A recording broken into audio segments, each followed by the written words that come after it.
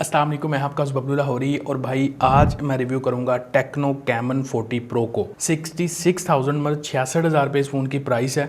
और क्या ये फ़ोन आपको लेना चाहिए या फिर नहीं, सिंपल और क्लियर रिव्यू आपको दूंगा, हर कंफ्यूजन क्लियर हो जाएगी। आप डिज़ाइन पे मुझे टेक्नो की जो एफर्ट्स हैं वो काफ़ी बेटर लगी हैं। स्पेशली ये जो ग्रीन कलर है काफ़ी अट्रैक्टिव है। दूसरे 2-3 कलर ऑप्शंस और हैं, मुझे खैर ग्रीन वाला काफ़ी अट्रैक्टिव लगा इनका ये कलर। जो बिल्ड क्वालिटी है ये प्लास्टिक है, बैक और साइड फ्रेम इसका। प्रोफाइल फ़ोन की पतली है, स्टिल इन्होंने 5200 mAh की बैटरी इसके अंदर फिट की है। वेट भी 179 ग्राम के आसपास है फ़ोन का, तो मतलब भारी फील नहीं होता फ़ोन और काफ़ी हैंडी है। मतलब इन एंड फील फ़ोन की काफ़ी बेटर है। इंडिकेटर लाइट है बैक साइड के ऊपर वाली साइड पे IR ब्लास्टर दिया हुआ है। ऑडियो जैक इस फोन के अंदर नहीं है, मतलब आपको टाइप सी वाली या तो डायरेक्ट हैंड फ्री यूज करनी पड़ेगी या फिर कोई डोंगल चोंगल यूज करनी पड़ेगी। और IP69 जो वाटर रेजिस्टेंस की रेटिंग है ना या वाटर प्रूफिंग, मतलब वो इन्होंने ऐड किया है। बट पानी में अपने रिस्क पे डबोना, क्योंकि इनके स्टैंडर्ड वारंटी क्लेम में जो लिक्विड डैमेज है ना उसकी कोई वारंटी नहीं है। सिम ट्रे मिलती है वो ड्यूल है। स्टोरेज एक्सपेंशन का जो ऑप्शन है, मेमोरी कार्ड आप इसके अंदर नहीं लगा सकते। कर्व डिस्प्ले के अंदर ये फोन आता है, सेमी कर्व डिस्प्ले है और पेपर प्रोटेक्टर इसके ऊपर लगा हुआ है। आउट ऑफ द बॉक्स इस बार इन्होंने वो ग्लास प्रोटेक्टर जो होता है ना, जो कैमन 30S के टाइम पे डब्बे में से दिया था, वो इन्होंने यहाँ पे नहीं दिया इस बार। और मार्केट से भी थोड़ा मुश्किल ही मिलता है,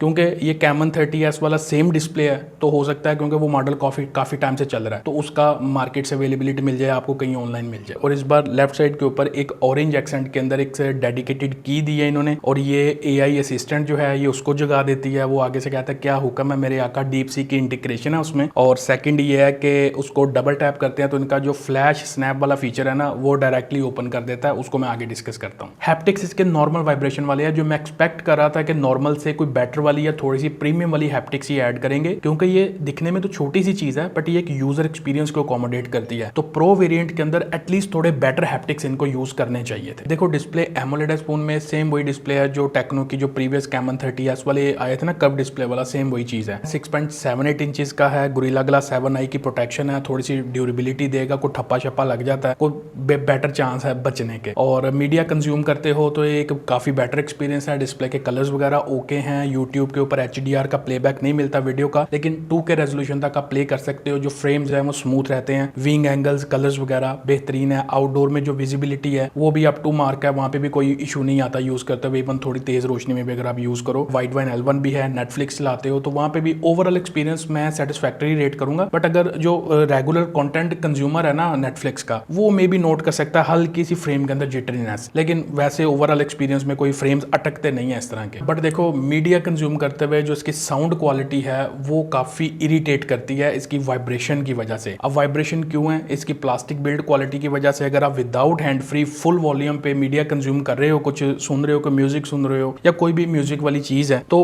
पूरा फोन वाइब्रेट हो रहा होता है। इवन आप देख रहे हो, मैं बी रोल भी यहाँ पे ऐड करूंगा, किस तरह की वाइब्रेशन है। और थोड़ा टाइम यूज करने के बाद ना इरिटेशन फील होने लग जाती है। तो आई डोंट नो कि इन चीज़ों पे क्यों फोकस नहीं कर रहे ये जो ब्रांड है टेक्नो और इन्फिनिक्स। इन दोनों ब्रांड्स के साथ ये कॉमन प्रॉब्लम है। मतलब इनका कोई भी फोन अगर आता है तो बैक पे वाइब्रेशन जो है ना वो हर मॉडल के अंदर है। इनको ये चीज़ फिक्स करनी चाहिए। फिंगरप्रिंट सेंसर अंडर डिस्प्ले है, स्पीड और एक्यूरेसी उसकी अभी तक मैंने जितना यूज़ किया है बेहतरीन है, वहाँ पे इशूज़ नहीं है। और always on display as always 10 seconds वाला, मतलब इतना फीडबैक दिया है इनको कि ताड़ी मेहरबानी को परमानेंट वाला ला लो, लेकिन ये 10 सेकंड से आगे जा ही नहीं रहे। इस चीज़ पे सोचना चाहिए, ये यूज़र की डिमांड है। परफॉर्मेंस वाली साइड पे अगेन टेक्नो ने कुछ नया नहीं किया, सेम वही रवायती काम जो दूसरे ब्रांड भी कर रहे हैं, टेक्नो भी कर रहा है। जो हमारा कोमी हार्डवेयर है Helio G100 पिछले 1-1.5 साल से चल रहा है, बस वही उठा के लगा देना। दूसरी मार्केट्स में कोई बेटर हार्डवेयर दे देते हैं, पाकिस्तान में आते हैं इनके पास हार्डवेयर यही वाले बचते हैं, तो यूज़र भाई चालू हो गया इन हार्डवेयर से। Although day to day use में तो अकोमोडेट कर देते हैं यूज़र एक्सपीरियंस को, बट जिसने 65,000 रुपये खर्चने हैं वो एक बेटर हार्डवेयर मांगता है। अगर लेट्स सपोज इसी प्राइस कैटेगरी में Dimensity का 7050 हार्डवेयर अगर यूज़ कर लिया जाता तो ये कैटेगरी का एक बेस्ट फ़ोन बन जाता। बट अगेन वही G100 जब इंप्रूव ही नहीं करना जो मेन चीज़ है, बाकी सुर्खी पाउडर जितना मर्जी लगाते जो फ़ोन को, यूज़र परफॉर्मेंस डिमांड करता है, मेन चीज़ है यूज़र की। अब वही हर फ़ोन में हमने टेस्ट किया हुआ है, 8GB रैम के साथ आता है, मल्टीटास्किंग ठीक है, LPDDR4X रैम है, 256GB स्टोरेज है, UFS 2.2 है, मेमोरी कार्ड नहीं लगा सकते इसमें। एंतुतु स्कोर वही 4,20,000 है। अगर गेमिंग कैजुअल से आप कर सकते सकते हो वही 40 FPS वाली। और जायरो हार्डवेयर है इसके अंदर। डे टू डे यूज़ जिस तरह की भी टास्क है उनको हैंडल करेगा, अटकता नहीं है, कहीं पे हैंग नहीं होता। लेकिन हाँ, जो यूज़र 65,000 रुपया खर्च रहा है ना, उसको जरा परफॉर्मेंस थोड़ी सी ज़्यादा चाहिए, तो उस हिसाब से जो इसका चिपसेट है ये अंडर पावर्ड है। अब यही सेम चिपसेट हमें 30,000 रुपये के नीचे वाली रेंज के अंदर भी मिल जाता है, और 90,000 रुपये वाली रेंज के अंदर भी काफ़ी ब्रांड यूज़ कर रहे हैं। मतलब एक चीज़ की ना लिमिट होती है, हद होती है। अब ये उस हद को ना मतलब क्रॉस कर गए हैं सारे ब्रांड। तो एटलीस्ट कोई अब इस हार्डवेयर की जान छोड़ के ना G100 की कोई एक बेटर हार्डवेयर की तरफ इनको मूव करना चाहिए, ताकि यूजर जो परफॉर्मेंस डिमांड करता है, जो पैसे स्पेंड करता है आपकी डिवाइसेस के ऊपर, एटलीस्ट उसको एक वैल्यू फॉर मनी किस्म की परफॉर्मेंस तो मिले ना। और एक चीज जो डिसअपॉइंटिंग रही है कि जेस्चर एनिमेशन जो है ना वो ऐड नहीं करते इन्होंने। टेक्नो ने कैमन अपना कह रहा हूँ पोवा 5 प्रो 5G फोन दिया था, उसके अंदर उन्होंने जेस्चर एनिमेशन ऐड की थी। फोन को यूज करते हुए ना एनिमेशन से मतलब यूजर एक्सपीरियंस इनहेंस होता है। अब इस फोन के अंदर भी नहीं है। 65,000 रुपये ले रहे हो, प्रो सीरीज का आपका फोन है, और जेस्चर एनिमेशन ये जो बाहर छोटी सी चीजें हैं लेकिन एक यूजर एक्सपीरियंस के लिए बड़ी अच्छी सी चीजें होती हैं, वो आप सारी निकालते जा रहे हो। तो जेस्चर एनिमेशन तो एटलीस्ट ऐड करो ना अपनी UI में। कर सकते हो, करना नहीं चाह रहे। I don't know why. Battery timing इस फोन की ओवरऑल मुझे बेटर लगी है, वहां पे मुझे कोई इश्यूज नहीं आए। और 5200 mAh की बैटरी है बाय द वे। अब इस साल ना ट्रेंड चल रहा है, हर कंपनी 5200, 5500, 5800 ये वाली बैटरीज जो है ना ये आपको देंगी। और 45 वाट चार्जिंग को सपोर्ट करता है, डब्बे में चार्जर भी है। तो मैंने इसको चार्ज करके देखा, 1 घंटे से ऊपर ही जा रहा था टाइम इसका, 1 घंटा 10-15 मिनट के आसपास ना। तो मैंने 50% से आगे हाइपर चार्ज पे इसको शिफ्ट किया था, मे भी इस वजह से हो। बाकी मैं इसको दोबारा हाइपर चार्ज पे चार्ज करके देखूंगा अलग से, तो जो भी अगर डिफरेंस आया तो मैं कमेंट के अंदर मेंशन कर दूंगा। बाकी बैटरी टाइमिंग ठीक मिल रही थी। मेरा मॉडरेट से थोड़ा हैवी यूज था, मैं हॉटस्पॉट काफी चला रहा था। स्टिल इस फोन ने मुझे कोई 6.5 घंटे का स्क्रीन ऑन टाइम दिया। मतलब यह है कि मॉडरेट यूज में, लाइट यूज में ये आपका 1-1.5 दिन आराम से निकाल जाएगा। ओवरऑल बैटरी ड्रेन का मैंने कोई इशू यहाँ पे नोटिस नहीं किया। बाकी इसमें बाईपास चार्जिंग का भी ऑप्शन मिलता है आपको, वाइड जो रिवर्स चार्जिंग है उसका भी ऑप्शन आपको मिल जाता है। सॉफ्टवेयर इस फोन में Android 15 out of the box है, जिसपे टेक्नो की अपनी जो iOS 15 स्किन है ना वो लगी हुई है। अब इन्होंने ना ये स्किन रिफाइन की है थोड़ी सी, पहले से ज्यादा मतलब थोड़ी सी ना पॉलिश नजर आती है, और कुछ AI के फीचर्स भी इन्होंने ऐड किए हैं जो एक यूजर के लिए काफी यूजफुल हो सकते हैं। बाकी 2025 है, AI के जो फीचर्स हैं ये ट्रेंड के ऊपर है, हर ब्रांड आपको अपने फोन्स में प्रोवाइड करेगा। बट इनमें जो है रियल टाइम AI जो कॉल ट्रांसलेटर है ये भी काफी यूजफुल हो सकता है। फोटोज को लेके AI इरेजर, इमेज एक्सटेंडर और डीप सीक जो है ना, ये लॉन्ग प्रेस करोगे ऑरेंज वाला जो बटन है तो डीप सीक हाजिर हो जाती है। क्या हुक्म है मेरे आका, पूछ लो जो पूछना है। तो मतलब इस तरह के जो फीचर्स है ना AI के यूजफुल हैं। बाकी जहाँ तक अपडेट्स को लेके सिनेरियो है तो 3 इयर्स की मेजर OS अपडेट प्रोमिस है इस फोन के साथ। 5 इयर्स की सिक्योरिटी जो पैच अपडेट है वो प्रोमिस्ड है इस फोन के साथ। बट टेक्नो वालों को मैंने ये देखा है कि इनका जो अपडेट देने का साबुन है ना वो बड़ा स्लो है। अब पिछली जो कैमन 30 सीरीज ऑलमोस्ट 1 साल हो गया इस फोन को लॉन्च हुए, मई 2024 में लॉन्च हुई थी। आई डोंट थिंक सो कि अभी किसी को अपडेट आई है। अगर कोई कैमन 30 यूज कर रहा है, फोन यूज कर रहा है, नीचे अपना फीडबैक डालो कौन से एंड्रॉइड वर्जन पे था, और स्टिल अगर कोई अपडेट आई है तो कौन सी आई है आपको। अब देखो कैमरास की तरफ आ जाते हैं। बैक पे 3 सेंसर है। मेन सेंसर 50 मेगापिक्सल, सोनी का LYT 700C